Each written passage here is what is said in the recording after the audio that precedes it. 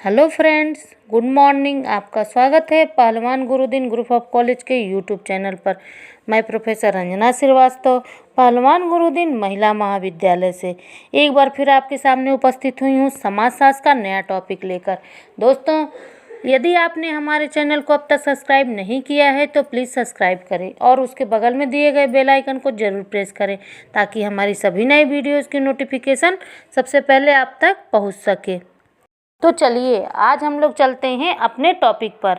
आज हम लोग बीए तृतीय वर्ष द्वितीय प्रश्न पत्र के टॉपिक सांख्यिकी विधि के विषय में चर्चा करेंगे। चलिए दोस्तों, जानते हैं सांख्यिकी विधि क्या होता है। एक ग्राफ जिसमें सामान्य वितरण प्रदर्शित है। सांख्यिकी गणित की वह शाखा है जिसमें आंकड़ों का संग्रहण, प्रदर्शन, वर्गीकरण और उसके गुणों का आकलन का अध्ययन किया जाता है। सांख्यिकी एक गणितीय विज्ञान है जिसमें किसी वस्तु, अवयव, तंत्र, समुदाय से संबंधित आंकड़ों का संग्रह, विश्लेषण, व्याख्या या स्पष्टीकरण और प्रस्तुति की जाती है। यह विभिन्न क्षेत्रों में लागू है। अकादमिक अनुशासन, इससे प्राकृतिक विज्ञान, सामाजिक विज्ञान, मानविकी, सरकार और व्यापार आदि।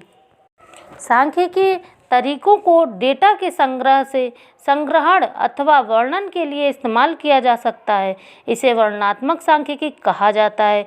इसके अतिरिक्त डेटा में पैटर्न को इस तरह से मॉडल किया जा सकता है कि वह निष्कर्षों की यादृच्छिकता और अनिश्चितता का कारण बने। फिर इस क्रिया को उस विधि या जिस जनसंख्या का अध्ययन किया जा रहा है उसके बारे में अनुमान लगाने के लिए किया जाता है। इसे अनुमानित सांख्यिकी कहा जाता है। वर्णनात्मक तथा अनुमानित सांख्यिकी दोनों में व्यवहारिक सांख्यिकी सम्मिलित है। एक और विद्या है गणितीय सांख्यिकी, जो विषय के सैद्धांतिक आधार से संबंध रखती है। आप किरण किसी श्रेणी में पदों के बेकरार को प्रदर्शित करते हैं, जबकि विषमता का संबंध उसकी आकृति की विशिष्टताओं से होता है। अन्य शब्दों में अवकरण हमें श्रेणी की संरचना के बारे में बताता है, जबकि विषमता हमें वक्र की आकृति के बारे में बताता है। अपकिरण हमें श्रेणी के पदों के मानक के रूप में स्वीकृत अन्य किसी पद के व्यक्तिगत अंतरों की ओर संकेत करता है। विषमता विचलनों की दशा की ओर संकेत करता है। अपकरण द्वितीय श्रेणी के माध्यम पर आधारित है। सांख्यिकी का परिचय। सांख्यिकी सभ्यता की गति में अंकों का योगदान बड़ा ही महत्वपूर्ण रहा है और अंक पद्धति के विकास का बहुत बड़ा श्रेय भारत को प्राप्त है। मनुष्य के ज्ञान की प्राप्त प्रत्येक शाखा अंकों की ऋणी है। सांख्यिकी का विज्ञान भी बहुत कुछ काम अंकों से लेता है, जिन्हें आंकड़े कहते हैं, परंतु इन अंकों के कुछ विशिष्ट लक्षण होते हैं।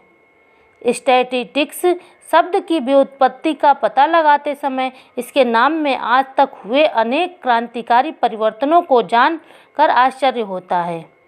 प्राचीन काल में राज्यों के तुलनात्मक वर्णन के लिए स्टैटिस्टिक्स शब्द का प्रयोग होता था, जिसमें अंकों या आंकड़ों का कोई स्थान नहीं होता था। स्टैटिस्टिक्स शब्द का मूल लैटिन शब्द स्टेटस, इतालवी भाषा स्टेटी, जर्मन स्टैटिक्स है, जिसका अर्थ है राजनीतिक राज्य। 18वीं सदी तक इस शब्द का अर्थ किसी राज्य की विशेषताओं का विवरण था। अतएव कुछ प्राचीन लेखकों ने स्टैटिक्स को राज्य विज्ञान के नाम से निरूपित किया है। क्रमशः इस शब्द को मात्रात्मक सार्थकता प्राप्त हुई और दो विभिन्न अर्थों में इसका प्रयोग चलता रहा। एक ओर यह अंकों से निरूपित जन्म और मृत्यु आंकड़े जैसे तथ्यों से, दूसरी ओर अंकात्मक आंकड़ों से उपयोगी निष्कर्ष निकालने के विधि, निकाय अथवा विज्ञान से संबंधित था। 19वीं सदी के अंतिम काल से हमें उज्ज्वल, सामान्य, मद आदि शीर्षकों में बच्चों की सांख्यिकी जैसे विवरण मिलते हैं, जिनसे इस ज्ञान शाखा की परिमाणोन्मुखता स्पष्ट होती है। इस प्रकार हम देखते हैं कि वैज्ञानिक पद्धति का विशिष्ट शाखा के रूप में सांख्यिकी का सिद्धांत अपेक्षाकृत अभिनव उपज है। इसका मूल रूप लाप्लास और गाउस की कृतियों में ढूंढा जा सकता है, लेकिन इसका अध्ययन 19वीं सदी के चौथे चरण में जाकर समृद्ध हुआ। गाल्टन और कार्ल पियर्सन के प्रभाव से इस विज्ञान में विलक्षण प्रगति हुई। और आगामी 3 दशकों में इस विज्ञान की आधारशिलाएं सुदृढ़ हो गई। यह कह देना उचित है कि दिन दिन नए नए क्षेत्रों में प्रयुक्त होने वाले इस विषय की इमारत अभी तेज से बनने की स्थिति में है। शोध कार्य वह भी विशेषतः सांख्यिकी के गणितीय सिद्धांत में ऐसी तेजी से हो रहा है और नए तथ्य ऐसे तीव्र गति से सामने आ रहे हैं कि उन सब की जानकारी रखना भी कठिन हो रहा है।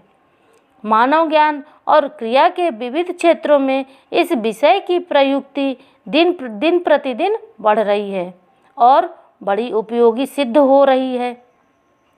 बाह्य विश्व की उलझी हुई जटिलताओं से नियमों के परिचालन का ज्ञान प्राप्त करना विज्ञान के प्रमुख उद्देश्यों में से है, जिससे कुछ मौलिक सिद्धांतों के आधार पर विविध प्राकृतिक घटनाओं की व्याख्या की जा सके। इन नियमों के परिचालन के ज्ञान से हमें कारण और प्रभाव के संबंध में जानकारी होती है। किसी सुनियोजित प्रयोग में हम प्रायः कारणों की जटिल पद्धति के स्थान पर सरल पद्धति की स्थापना कर सकते हैं, जिसमें एक बार में एक ही कारण से परिस्थिति का विचरण कराया जाता है। यह संभवतः आदर्श स्थिति है और बहुत से क्षेत्रों में इस प्रकार का प्रयोग संभव नहीं है। उदाहरण के लिए, प्रेक्षक सामाजिक तथ्यों का प्रयोग नहीं कर सकता और उसे उन परिस्थितियों को जो उसके बस में नहीं है ज्यों का त्यों लेकर चलना पड़ता है।